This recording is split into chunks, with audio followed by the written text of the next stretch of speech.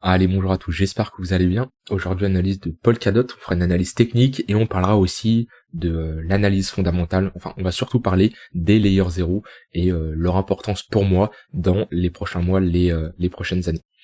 Donc ça fait un moment que j'avais pas fait une analyse de Polkadot, ça fait quelques mois quand même.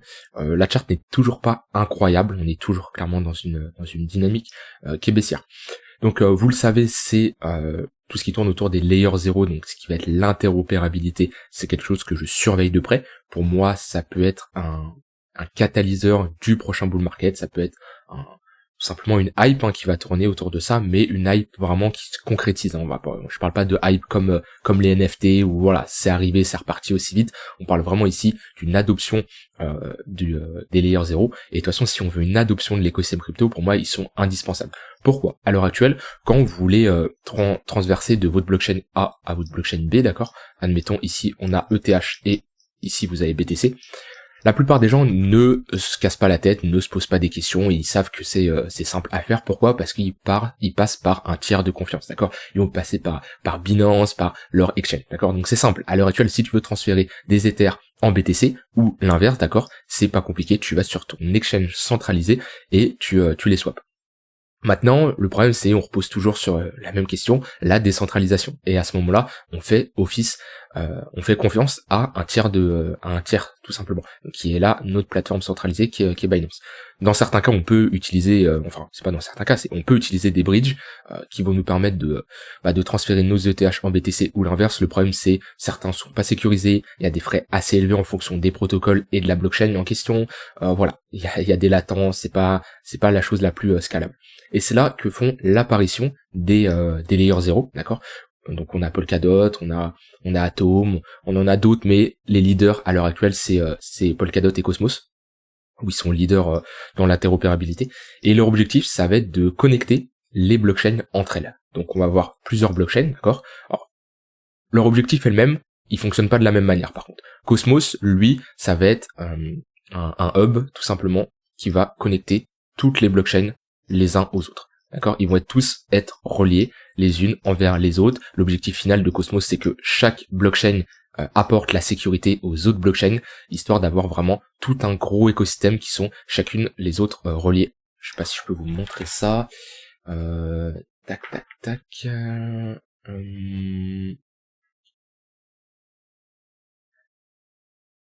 Voilà, ok, parfait, ce que je voulais vous montrer. Voilà, donc vous voyez, ici on a l'écosystème Cosmos, d'accord, avec Atom qui est ici, voilà, donc Atom qui est ici, et hop, toutes les blockchains sont reliées les unes aux autres. Donc voilà, chacun a sa spécificité, chaque blockchain apporte quelque chose à l'écosystème, voilà. Globalement ça, c'est voilà, et Ether lui ne fonctionne pas de cette manière-là. Ether il n'est pas connecté à toutes les blockchains. C'est ça, le problème, c'est que à l'heure actuelle, les blockchains sont autonomes. Pas tous, mais il y en a, ils sont autonomes, ils ont tous un problème en général. Par exemple, Ether, il est décentralisé, il est sécurisé, mais il est pas du tout scalable. Et c'est pour ça qu'il y a des layers 2 qui viennent faire leur apparition pour améliorer leur scalabilité. Et mais voilà, chaque blockchain est dans leur coin, mais si on veut une adoption, l'écosystème crypto, les blockchains ont besoin de communiquer entre elles. Donc ça, c'est l'écosystème Cosmos, d'accord ? L'écosystème Polkadot ne fonctionne pas de la même manière. Et moi, c'est pour ça que je préfère l'écosystème de Cosmos. Déjà, ce qu'il faut comprendre, c'est que si demain, Atom, donc Atom Cosmos meurt, c'est-à-dire le token disparaît et tombe à zéro et on n'en parle plus, l'écosystème Cosmos continue de vivre, d'accord ? Les blockchains sont tous reliés entre elles et, alors certes, ça va prendre une certaine claque, je dis pas le contraire, et je dis pas que Atom va mourir, mais dans le cas où Atom meurt, l'écosystème sera toujours présent. Donc déjà, on voit que d'un point de vue de sécurité, c'est voilà, chacun est relié et c'est vraiment ce qui fait la puissance de Cosmos. Plus bien sûr d'autres valeurs ajoutées comme le Cosmos SDK, donc qui permet aux développeurs qui veulent créer leur blockchain, ils ont les outils nécessaires, c'est comme une boîte à outils tout simplement qui permet de développer facilement leur blockchain sur l'écosystème crypto. Polkadot ne fonctionne pas de la même manière. Polkadot, faut le voir comme on a Polkadot qui est au milieu, d'accord, et ensuite on a plein de blockchains qui sont reliés ici à Polkadot. Donc c'est pareil, ils sont tous ils communiquent tous entre elles. Le problème, c'est qu'à chaque fois, ils doivent passer par Polkadot. Et l'inconvénient, c'est si Polkadot meurt, les blockchains l'écosystème est tout simplement mort. Donc moi, je préfère la décentralisation et la sécurité de Cosmos. Voilà. Il y a beaucoup plus de développeurs du côté de Cosmos, ça build beaucoup plus, le projet est beaucoup plus intéressant dans la globalité, et moi je préfère clairement Cosmos. Maintenant je vais avoir une part d'investissement qui va être dans Polkadot. Sur Cosmos j'ai une beaucoup plus grosse part que Polkadot, à 4 voire x5 que Polkadot. Polkadot je dois être sur du 3-4%, un truc comme ça. Cosmos je dois être sur du 18-20%, ok, et la plupart du reste c'est en Ether, BTC, et un peu de Matic, un peu de Solana, mais voilà, ce qu'il faut comprendre c'est que Polkadot c'est un écosystème intéressant, mais je vois plus Cosmos être le leader. Maintenant, pour moi l'interopérabilité peut être partagée entre plusieurs écosystèmes, hein, c'est pas parce que Cosmos s'il devient le leader, Polkadot va mourir et tous les investisseurs vont se barrer, non pas du tout, donc voilà, pour moi c'est les deux projets ici qui sont les plus intéressants. Donc c'est pour ça que j'investis dans l'interopérabilité et les layers 0. Je dis pas que j'ai raison, je dis pas que ça va être sûr à 100% que c'est ça qui va péter lors du prochain cycle. Pour moi en tout cas, si on veut une adoption de l'écosystème crypto, c'est un domaine qui est indispensable. Donc voilà, il y a l'interopérabilité, et également ce que je surveille à l'heure actuelle pour le prochain cycle, ça va être tout ce qui tourne autour des layers 0, des layers 2 pardon, pour améliorer la scalabilité d'Ethereum. Ethereum lors du précédent cycle, il a très bien performé, mais il aurait pu beaucoup plus performer, et surtout que le réseau soit moins congestionné s'il y avait beaucoup plus de layer 2 qui améliorerait sa scalabilité.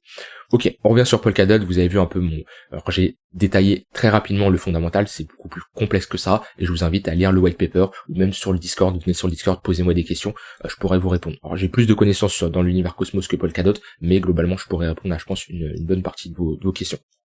Alors d'un point de vue technique, Polkadot, on est toujours dans une dynamique baissière, d'accord? Le tunnel daily est toujours orienté à la baisse, on fait des sommets de plus en plus bas, et on arrive sur une phase où voilà, on voit que le tunnel daily commence à s'aplatir. Donc c'est qu'on rentre globalement dans un range. On le voit ici, on a une borne basse, ok, on a très bien réagi au niveau de notre précédente zone de demande. Ici on a structuré un W, creux, sommet, creux, plus haut que le précédent. C'est une zone qu'on doit absolument maintenir. Si on commence à clôturer sous ce niveau-là, je réduirais personnellement mon exposition sur Polkadot parce que ça serait vraiment pas encourageant. Donc si on a une clôture sous les 3,6 $, ça serait vraiment moche de venir casser ce niveau-là.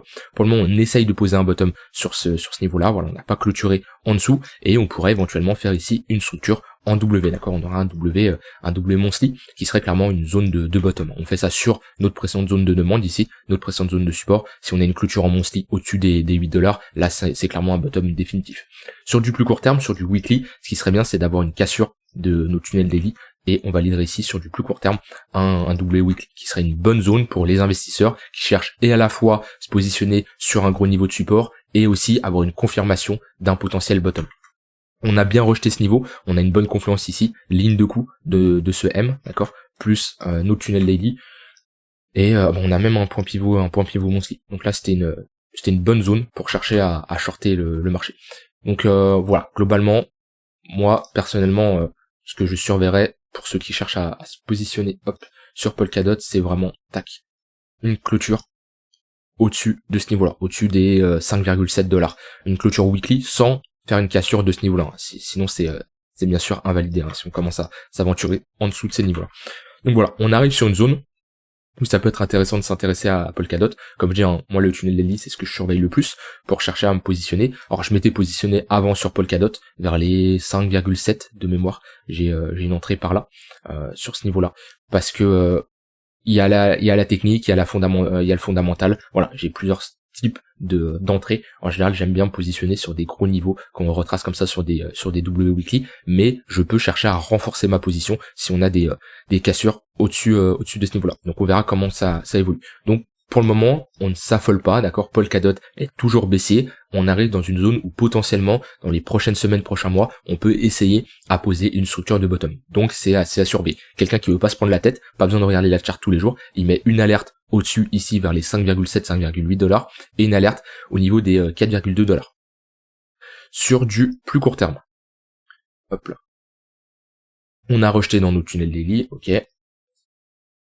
On était ici dans une dynamique haussière, on le voit, on structure ici un W, donc on le voit en phase baissière, creux et sommet de plus en plus bas, période de range, ok, on casse à la hausse, on valide un W, structure de bottom, on réinverse, on passe d'une dynamique baissière à une dynamique haussière, les creux ici sont de plus en plus hauts, ok, à nouveau une phase de range, hop, qu'on casse pour le moment à la baisse, les moyennes mobiles se recrossent, on voit que le 1 heure repasse sous le 4 heures, et on repasse dans une phase de creux et sommet de plus en plus bas. Donc pour le moment, on est clairement baissier. Alors ça dépend comment vous cherchez, si vous faites de l'analyse multi-time frame, mais là quelqu'un qui cherche à se positionner pour suivre la tendance, qui suit cette tendance baissière depuis un moment, et ben là il peut continuer à jouer le prolongement de cette tendance baissière. Mais attention, on est quand même sur des gros niveaux de support, donc une tendance elle se prolonge plusieurs fois, mais plus vous arrivez tard dans une tendance, plus elle a de chances de se retourner. Donc ça c'est quelque chose à prendre en compte. Maintenant sur du court terme, on est clairement baissier ici, hein, à faire des creux et des sommets de plus en plus bas. Voilà, on se fait rejeter dans notre tunnel 1 heure, on l'a cassé, et on se fait rejeter à chaque fois dans notre tunnel 1 heure. Voilà, ici, il y a une bonne confluence, un point pivot weekly, tunnel 1 heure pour chercher à short le marché.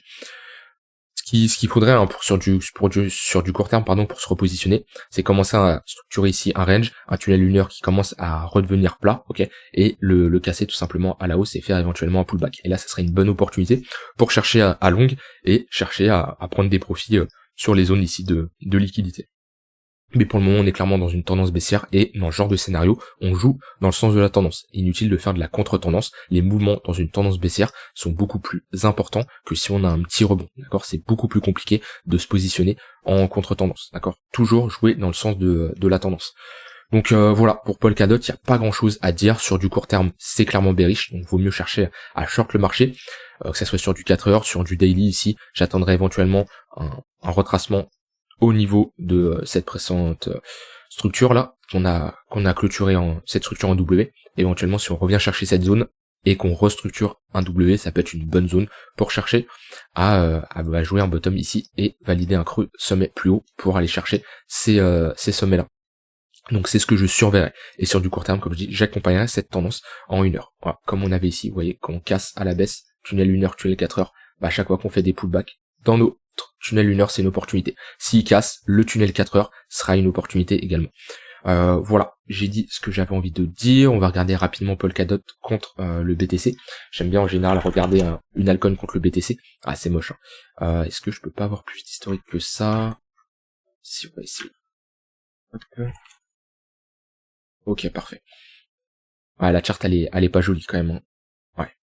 On a une autre cross tunnel daily, tunnel 3 jours. Depuis, c'est pareil, le tunnel daily est orienté à la baisse.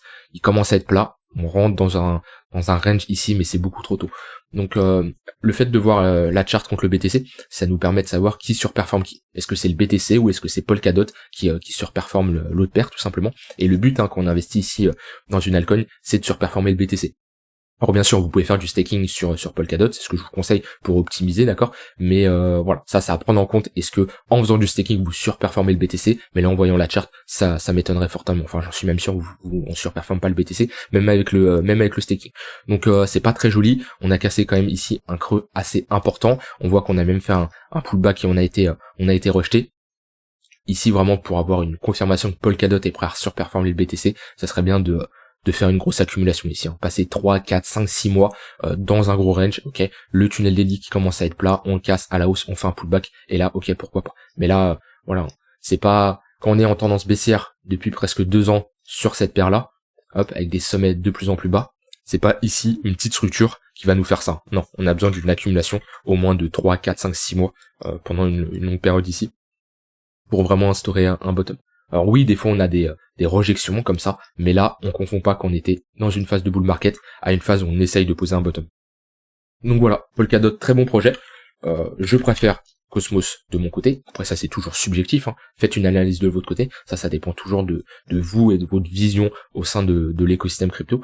Et par contre d'un point de vue technique, Cosmos est beaucoup plus intéressant que Polkadot, largement. On a eu un meilleur rebond et voilà, la charte est clairement plus jolie. Voilà. J'espère que ça vous aura plu. Si vous avez des questions, peut-être que j'ai utilisé des termes assez techniques, n'hésitez pas à me les dire en commentaire ou sur le Discord. Ça me fera un plaisir d'y répondre. Je vous souhaite une très bonne fin de journée et on se retrouve demain pour une prochaine vidéo.